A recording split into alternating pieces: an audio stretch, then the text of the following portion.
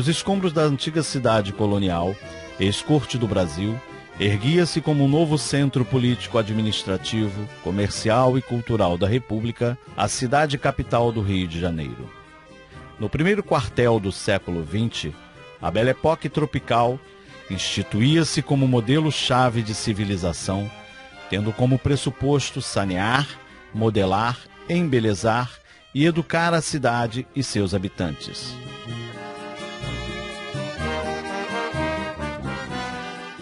O aparecimento do automóvel e dos bondes elétricos ampliou e deu novo ritmo à cidade que se industrializava. Os princípios positivistas da ordem e do progresso marcavam o compasso das reformas urbanas empreendidas na capital da República desde a administração do prefeito Pereira Passos. Nesse contexto, a cidade recolhia a influência dos países europeus e da América do Norte, cultuando a última moda com uma euforia consumista. Época agitada entre políticas de saneamento, revoltas, derrubada de morros e de velhos prédios da antiga cidade colonial.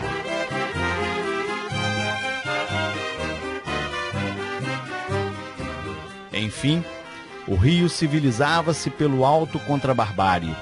Civilizava-se pela superfície, deixando como base um rastro pavoroso de degradação social que se manifestava na precariedade dos serviços de saúde, de habitação, de educação, destinados à população pobre desta cidade.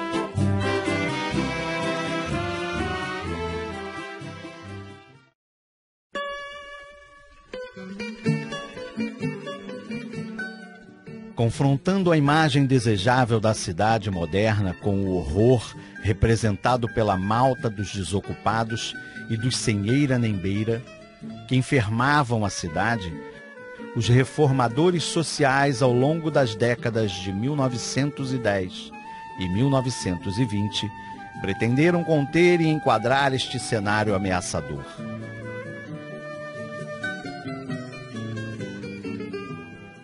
Com as reformas sociais empreendidas, verificou-se a imposição de um projeto de cidade e a multiplicidade de agentes modeladores do espaço urbano. A crise política da República recém-instituída repercutiu de maneira significativa na capital federal, produzindo uma onda de rebeldia que se espairou em diversos movimentos, que eclodiram no espaço urbano carioca, a exemplo da revolta da Armada, da revolta da Chibata, da revolta da Vacina, das revoltas anarquistas de 1918 e, para não esquecermos, o levante do Forte de Copacabana em 1922, de inspiração tenentista, que resultou na decretação do estado de sítio pelo governo Arthur Bernardes.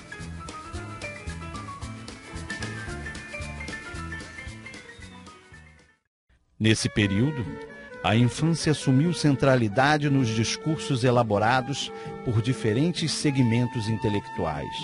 Velar pela criança, assegurando-lhe proteção e cuidado, através de programas assistenciais e regeneradores, constituía-se numa possibilidade de se manter o controle e a vigilância sobre as condições de abandono e da criminalidade a que os meninos e as meninas das classes perigosas estavam assujeitados. Por outro lado, os jornais à esquerda publicavam notícias que davam conta de captar as contradições sociais que atravessavam o cotidiano da cidade e de seus habitantes. Dos diversos casos de violência e exploração registrados nos periódicos, o caso envolvendo o pequeno Bernardino, de 12 anos, assumiu ampla repercussão. Engraxador de botas e vendedor de jornais, o menino foi preso e conduzido à casa de detenção, aonde foi brutalmente amolestado por 20 presos adultos. Com a atuação direcionada a salvar a infância, renovar a sociedade e reintegrar o pudor e os sentimentos, foram desenvolvidos um amplo movimento assistencial, com destaque para as medidas encampadas pelo Instituto de Proteção e Assistência à Infância, pela Liga Brasileira contra a Tuberculose e pelo Patronato de Menores, desde o início do século XX. Essas instituições pretendiam prevenir, proteger, tratar, higienizar e curar as crianças e suas famílias num movimento que se propagou pelos diferentes estados do país. Quanto à importância do trabalho, esse encontrou respaldo nas famílias que lançavam mão, como medida de sobrevivência, dos pequenos expedientes no comércio e especialmente nas indústrias, onde era comum encontrar crianças operando máquinas em linha de produção com salários baixíssimos.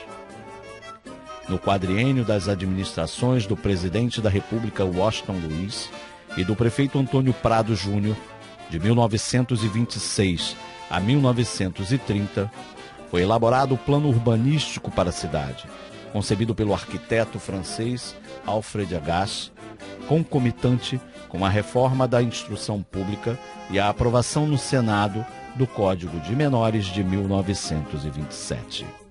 Através das reformas realizadas pela Diretoria-Geral de Instrução Pública durante a década de 1920, pretendeu-se introduzir ideias e técnicas novas, como os métodos ativos, a adoção dos testes, a adaptação do ensino às fases de desenvolvimento e às variações individuais da criança, ou que trouxessem, na reorganização das estruturas ou no processo de ensino, o selo da novidade.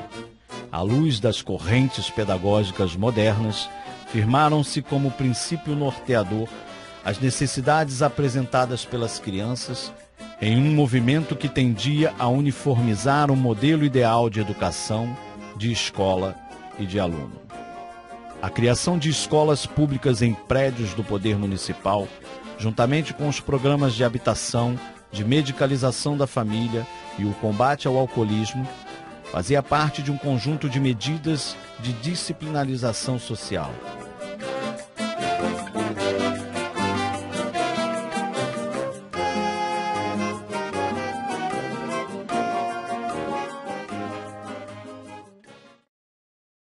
Foi a partir dos anos de 1920 que se intensificaram os esforços direcionados em constituir a noção de criança.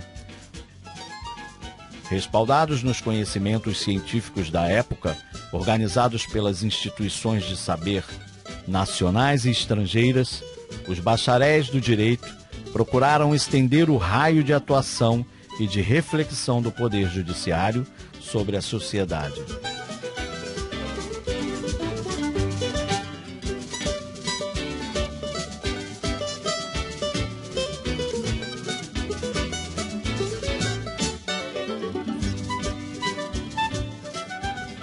Em consonância com estes debates, foi promulgado a 12 de outubro de 1927 o Código de Menores, primeira legislação brasileira direcionada à infância.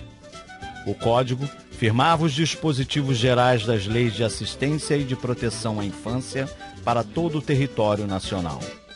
Quando da aprovação do Código de Menores de 1927, o Distrito Federal já contava desde 2 de fevereiro de 1924 com o primeiro juízo privativo de menores abandonados e delinquentes do país e da América do Sul. Para o cargo foi nomeado bacharel em Direito e idealizador do projeto do Código, José Cândido de Melo Matos. Com instalação provisória e modesta no Instituto de Surdos e Mudos, a Rua das Laranjeiras, o juízo privativo iniciou suas atividades, contando com a atuação do juiz e reduzido número de pessoal que se desdobrava em diferentes atividades.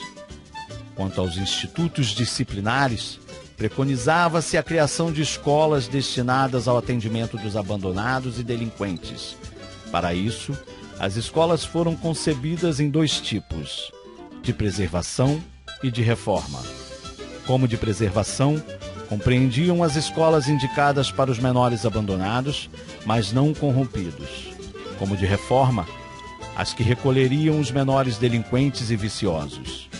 Por ocasião da criação do juízo, o Distrito Federal contava com um número reduzido de instituições, a exemplo da Escola Premonitória 15 de Novembro, da Casa de Preservação para Menores do Sexo Masculino e a Casa de Prevenção e Reforma, Escola Alfredo Pinto, para menores do sexo feminino.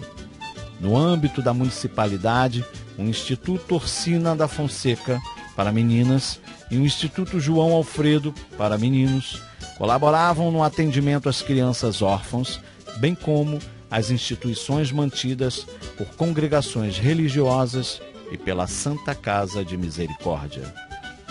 Nesse contexto, essas instituições assumiram um caráter moralizador e higiênico dos comportamentos, envolvendo a compatibilidade de gênero, especialmente em sua parte prática.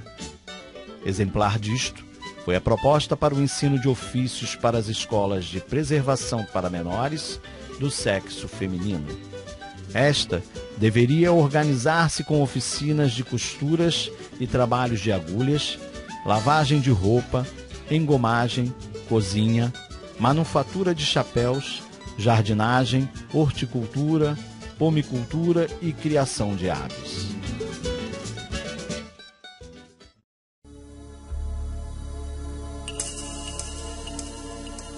Se, por um lado, a criação das instituições e a aprovação da lei representaram a possibilidade de se assegurar a legitimidade das medidas tutelares organizadas pelo Estado, por outro lado, não significou sua efetivação na resolução dos problemas relacionados à produção do abandono e da criminalidade à infância pobre.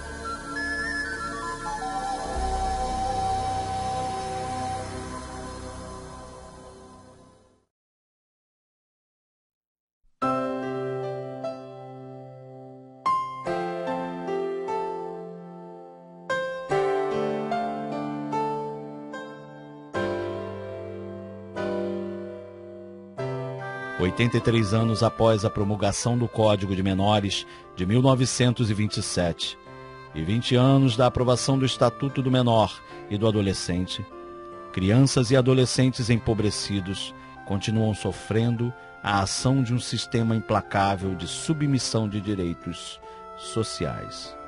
Avareza, cobiça, perversão e lucro definem o caráter das desigualdades e o tamanho das exclusões desses tantos meninos e meninas do Brasil.